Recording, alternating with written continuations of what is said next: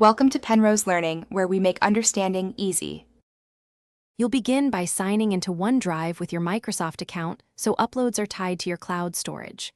Once signed in, install the OneDrive app on the device you're backing up and grant photos and camera permissions.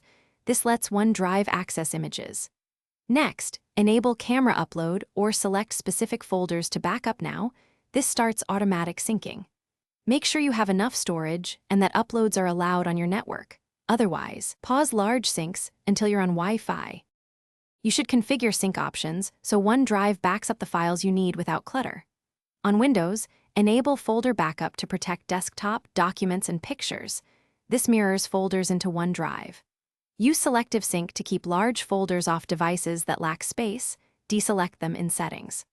On mobile, pick upload quality and toggle Wi-Fi only to avoid data charges, and decide whether to include videos since they consume more storage. These choices cut redundancy, and you finish by verifying that OneDrive actually uploaded your photos.